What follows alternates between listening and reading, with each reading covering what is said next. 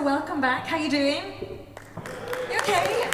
Yay, there we go. Get some excitement in. So this is one that we're really looking forward to. We're going to be talking about relevance is the new reach. So please welcome up to the stage Sammy, head of B2B marketing at TikTok, and Annie, head of platform strategy at TikTok. Welcome, guys. Hello. So let's start with, is this working? Can everyone hear me in the back? Okay, great. So first and foremost, thank you guys so much for being here. What we're going to take you through today is something that Annie and I have been working on for the last kind of 12 months. It's a perspective that really tailors itself towards marketeers and content creators, and really trying to understand what is it that's going to make content today resonate, and how are we going to make it resonate.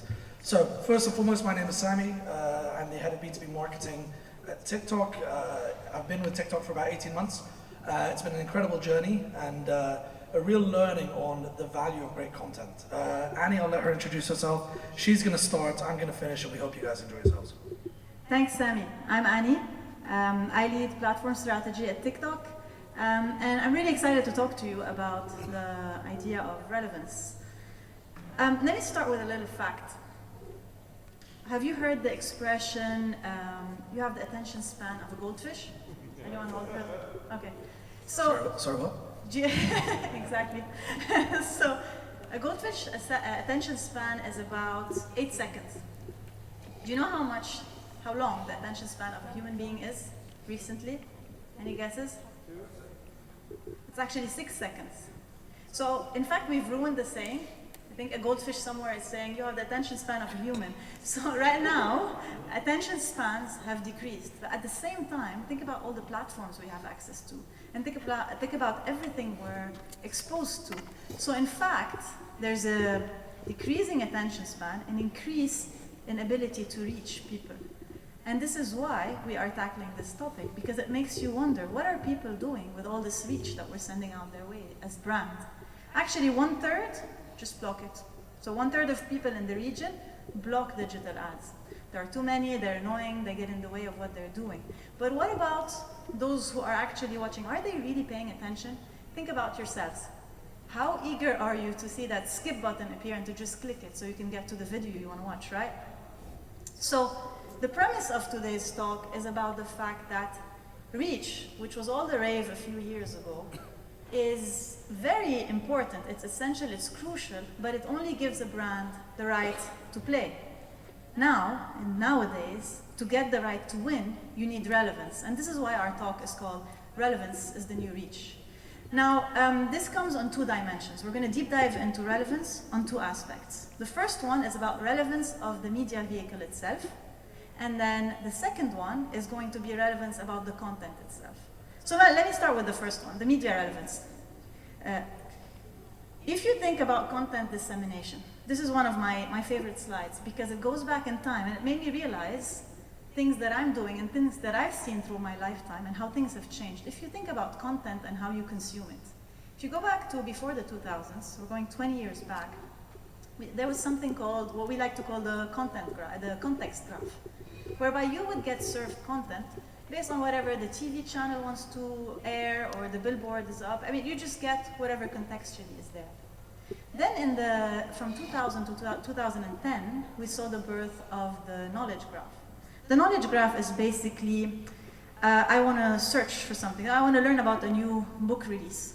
So I go in, I type it on a search query. I type my query on a search engine, and then I get served content based on that, and I can read about it. Then we saw the emergence of the social graph. Now the social graph meant that I get served content based on the people I follow. So I follow Sammy, okay? Sammy likes cars, he's a real gearhead, so I get exposed to things that he likes and the things he interacts with, such as content about cars. Now let me take that example and bring it into the most revolutionary graph, which is the content graph, which started in the early 2020s.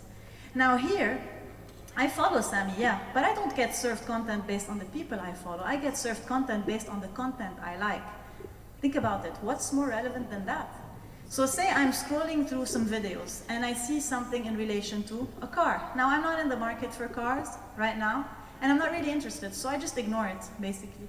The content graph stops serving me such content. However, I love books. So I start reading, I get something, a video about a new book. I interact with it. I like it, I spend time on it, and as a result, the content graph, just like that, understands me and starts serving me more of what I like. And this has been so revolutionary that people have loved it, and I'll tell you the proof that people have loved it. So TikTok's algorithm is based on the content graph. Now, it took other platforms anywhere between 8 to 13 years to get to 1 billion users globally. 1 billion globally in about a decade. Any guesses how long it took TikTok? 5 years. Half the time it took other platforms. This is proof that this content graph is really being embraced by people, and people are loving it and hopping onto that train very fast. So why? What's the secret sauce? Well, it's simple. Nielsen ran an authenticity study back in 2020, and they found that TikTok content is uplifting, it's trend-setting, it's positive, it's enjoyable, it's relevant. And I really like the quote, I don't know if you can see it well, from this TikTok user, because I can relate to it. I am often left with feelings of inadequacy after having visited other types of platforms. But then I leave TikTok feeling much better than when I started. In fact, you know, all this growth and reach that happened has put all the platforms around in the same place, if you think about it, in terms of how many people they reach. And this is why reach is just, like I said, it's essential, but it's just a right to play at this point, and you need relevance. You need to look at metrics like, for example, time spent on the app, how many times people open the app during the day. And in fact, not only is TikTok big on these, it's also growing.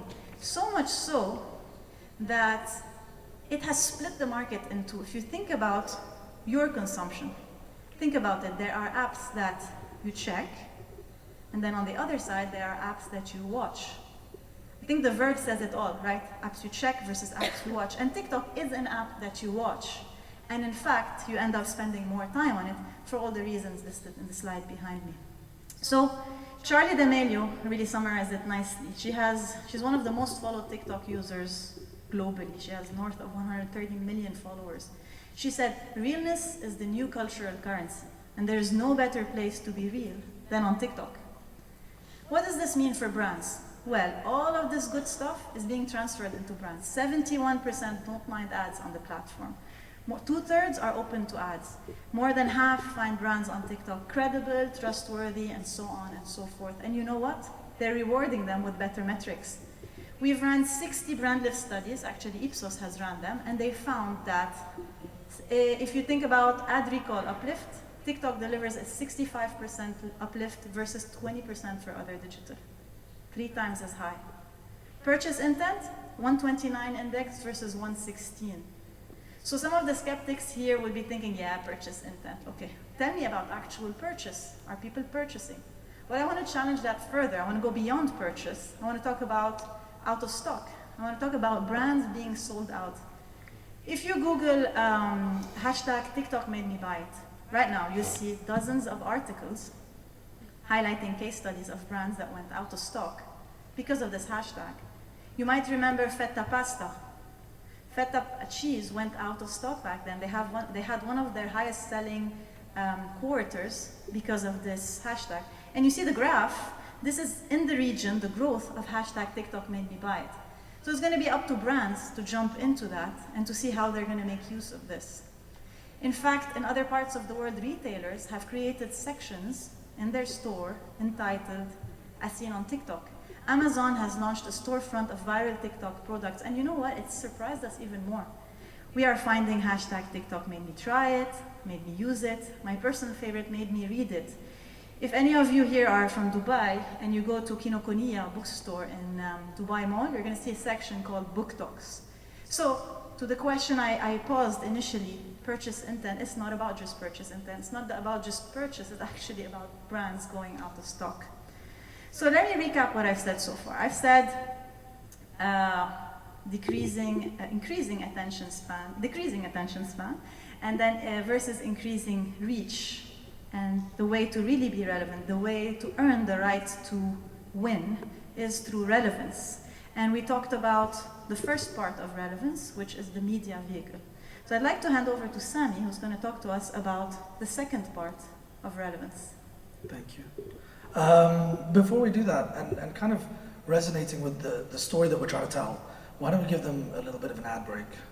Give these guys a minute to just... You want to give a break? I want to give an ad break. Can we do an ad Okay, break? Sammy, let's Yeah, do an can we ad do some break. ads? Thanks.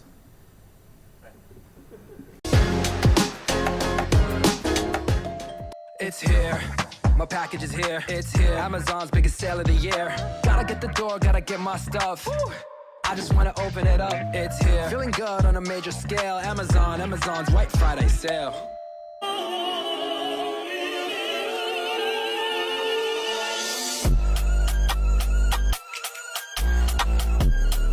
Helicopter, helicopter. Paracofer, paracofer.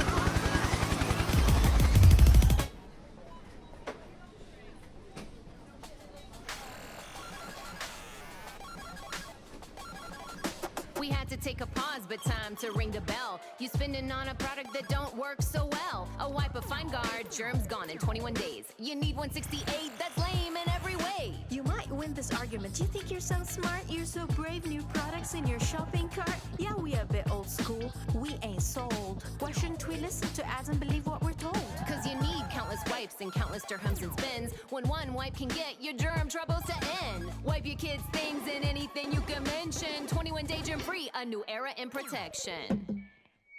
A super cute and personalized DIY to make a statement at your next party. First, I cut the tops off these craft letters, and I'm using the Crazy Glue Max Bond Gel to attach these cute wooden legs. This stuff can be used on so many different materials, and it creates an extra strong bond so I don't have to worry about it.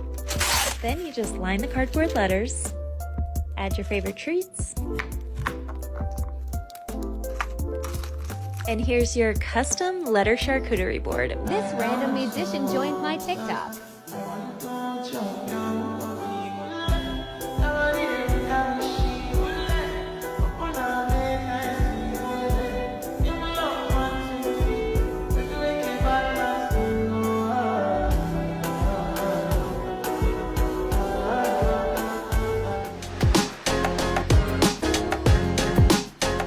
Okay, so Annie's taking you guys through the vehicle and understanding why relevance is so important as a vehicle. I'm going to talk a little bit about the media content. When we first wrote this presentation, it was as I was asked to be clairvoyant. I was asked to think about what's happening in 2022 when it comes to content. And so I thought to myself, well, the easiest thing to do when you want to look into the future is look into the past and start thinking about what happened in the past that could resonate. And I went back to the year 1933. And in 1933, it was a very interesting era, and I promise this will make sense at the end, but follow me with this. Stay with me, guys. So in 1933, it was an interesting era when, in order to warm your houses, you need to burn coal, right? And that was how people warmed up their houses, probably not in this part of the world, but in many parts of the world. And there was one fundamental flaw with that. There was one fundamental issue. And if any of you have ever had to do this before, you'll understand this, that coal makes a huge mess on the walls, right? All your walls become black and not very pleasant. So somebody came up with a product called Kutol. And Kutol was the best wall cleaner on the market. Basically what you would do is take this sticky putty stuff and roll it across the walls, and it would clean your walls for you. And eventually, you didn't need to use that anymore because electricity came about and you could warm your house in more efficient ways. So it was no longer the solution. So you got this guy and he sat there with warehouses full of this incredible product and nothing to do with it. And naturally, he probably sat there thinking to himself, well, what other things can I do to clean with this cleaning product? Seems like a very simple chain of thought, right? I've got a product that's made to clean things, what else can I clean with it? Until one Christmas, and this is where the story gets a bit fuzzy. I'm going to make it up. I think it sounds good, but let's again go with it. So one Christmas, he's sitting at home and his cousin comes over. And his cousin is a nursery school teacher. And she's like, oh, how's life, how's things? And he's like, well, actually, it's pretty terrible. I've got a warehouse full of this product, Kutol, and I have nothing to do with it. And she said, well, look, I need a favor from you. Could I get potentially some ornaments for my tree? And so she went into the back and she's looking through the ornaments and she finds some of this Kutol and she's like, this is really, really interesting stuff. What can I do with this? And I'll stop and I'll give you guys a guess as to what this nursery teacher thought she could do with a wall cleaning product. And there's not too many of us. We can throw out a few options. I don't think anyone's going to get it. Use it as ornaments? No? How about that? Did someone say Play-Doh? That's how Play-Doh was created. So this completely unique way of looking at a problem came up with the solution that is Play-Doh. So if nobody knew that before, Play-Doh started as a wall cleaner and then it became Play-Doh. And this nursery teacher, I assume, is now very popular with her cousin because she's made him very rich, right? And all that product has now gone to good use. So what is the relevance of that story when it comes to content? What is the relevance of why I'm telling you about this when it comes to content? I think this is where I, as a marketeer, kind of stop check myself. And again, going back to that principle of having to be a bit clairvoyant and think about the future, where do we as marketeers struggle today? I think this is really the fundamental challenge that we're facing. We need to move and shift from user centricity to community ownership. And what does that mean? In its simplest terms, I think what marketeers do very well is sit in boardrooms with their agencies and their partners and talk about the brand at the heart of everything they do. And the brand is the center point of that conversation. And what Annie was talking about earlier with the content graph has taught us is that the community of users needs to be at the center of that conversation. We need to go from brands crafting stories around the users to users crafting stories around their brands. Don't you think, does that resonate as marketeers? Does that resonate a little bit with what you're feeling, right? So hang on a second, why are people not jumping on board what we're saying? Because you're not listening to them. Because they're not the ones saying it, right? Good, I'm getting some nods. I feel like this could be working, this is great. So what I'm gonna do is, So how can brands capitalize on this new era? How can we capitalize on this new era of community ownership? And I've got 3 key takeaways for you guys. The first one is being open to different interpretations of your brand. One of the scariest things you have to do as a brand owner is allow users to interpret the brand in their best way. And I'll show you an example.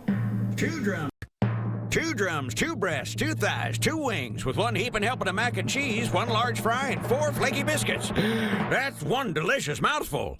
A great way to feed the whole family. Order ahead on the KFC app. It's finger-licking good. That's a KFC ad. It's a pretty standard KFC ad. What happened is on TikTok is that somebody went and said, I'm actually going to create a KFC ad myself, and became Colonel Sanders and started talking about the brand of themselves and collaborated with a content creator, and the usage, the engagement went through the roof. The numbers were absolutely astonishing. Do you like chicken? Do you like sandwich? Do you like new? Hi, I'm Colonel Lily Sandwich. I'm here to tell you that we have a new Colonel Lily Sandwich. Listen, man, it's big. It's crispy. It's dressed on a fluey, rich bunch. I have mayonnaise, I have classic, and I have spicy. Which one do you like? We have pickles on top of the cherry cake. You don't believe me. You ask this guy, do you like the sandwich? Of course, I tasted it. It tastes delicious. It's tasty. I tasted it. As a certified customer, yo bro, do you like the sandwich? Yup. You like chicken? You're gonna love the chicken sandwich. Hey! Do you like sandwiches? So a great example of how a brand is listening to the community. That's the kind of stuff their community wants to hear. They don't want to see the regular advertising with the price point and the USP and the stuff that's in the brand book that we can't forget to put in there and make sure the logo is on the top left and it's 14% of the size of the visual, because that's not interesting to them. This is the content that they're watching in their free time anyway. So going back to Annie's point earlier about why people don't mind being advertised to on the platform is because this is an ad. But most of you are laughing and engaged and listening and interested. And especially if you're in that community, it's the kind of content you want to listen to. The second one is probably my favorite, which is I think we've gone beyond the point of making content that people want to share. And I think we're in an era now of making content that people want to emulate. And this is, again, if you think about it in its simplest terms, it's quite a simple thing to do. There was a time, all right, I'll put it this way. When I used to work at Ogilvy many years ago, we had a CEO and chairman. His name was Miles Young, one of the most forefront thinkers in advertising. And he said to us, as a global network, create content that people are willing to spend time with. Right? And that's back in kind of, you're talking 7 to 10 years ago, without giving away my age. And that was the whole thing. It was like, how are people going to spend time with? How are people going to share that content? And again, when we write briefs as marketeers, that's often what we talk about. How are we going to get people to share that content? I challenge that today. I think we need to be sharing content that people want to recreate themselves. Let them be a part of that story. And I'll give you guys an example from a local example.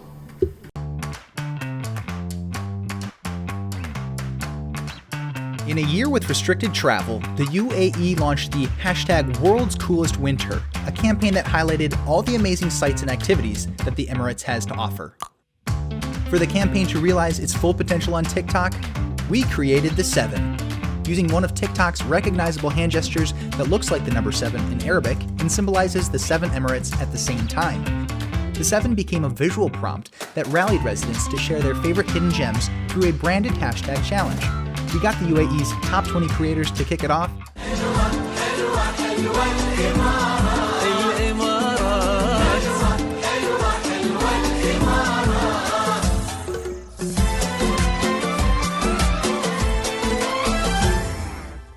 And the rest of the nation's TikTokers soon followed. The campaign took a life of its own with 8.7 thousand plus user-generated videos in just 6 days, creating a library of the UAE's best hidden spots and secrets available for all to explore. The 7 sign became a symbol of UAE pride, and the campaign delivered remarkable results.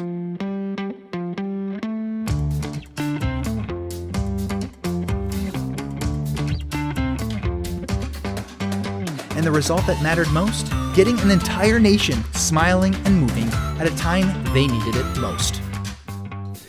I think, sorry, I've clicked too quickly. I think the interesting thing there is the results.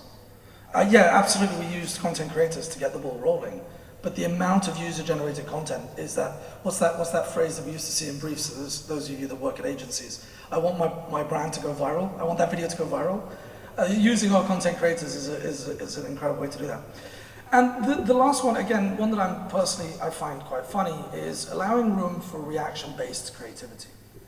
And I was on a call a couple of weeks ago, as I'm sure a lot of you were. What's your 2022 plan? We've all heard that one very recently. What's your 22 plan? What's your budget?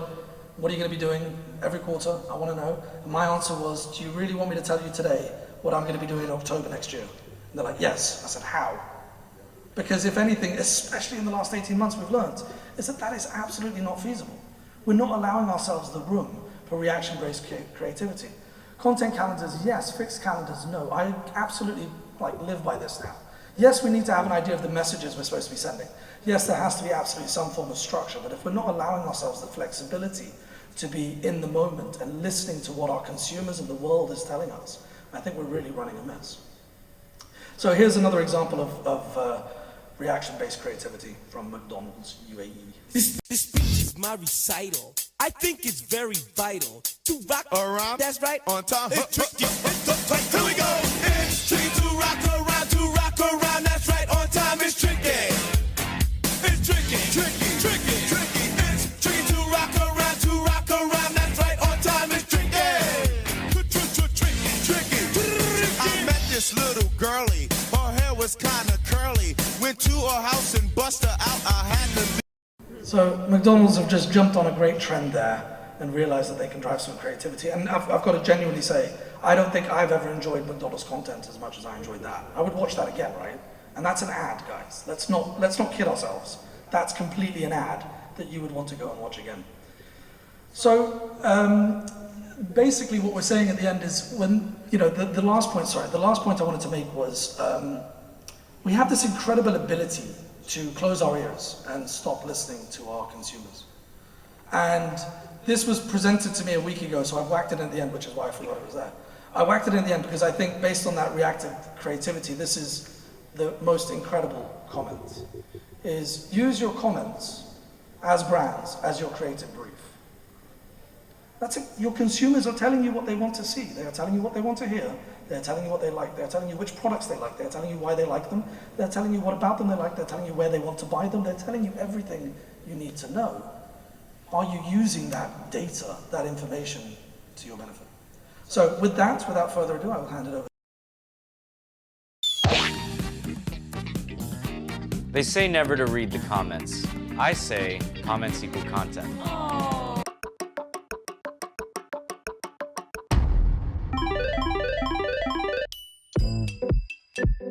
I think that comments are the new creative briefs for social. Comments tell you how the content's being received, questions people may have for you, and topics they want to see more of. So when I reply to comments, sure, it increases my engagement, but I do it because it invites others to leave one of their own. You and I both know that brands are always going to have their content calendars, but peppering in some reactive content can fundamentally drive connection and engagement with your audiences. Watch part 4. Sammy, next time I'm taking part 2 with all the videos. So, thank you all for listening. Let me quickly recap and leave you with a few messages that we'd like to leave you with. We started by talking about attention spans and goldfish, and we talked about reach and how reach gives the brands the right to play, and relevance gives the brands the right to win. We talked about relevance on 2 fronts. Relevance in terms of the media vehicle itself. We talked about how content has changed and how it's important to be relevant or users just ignore us. Semi talked about relevance in terms of the actual content rather than the media vehicle, and he shared brilliant examples on how to bring this to life. So if we both had to leave you with a sentence and that hopefully sticks in your mind, is that it's relevance is the new reach, and there is no other platform that is as relevant as TikTok. Thank you for listening.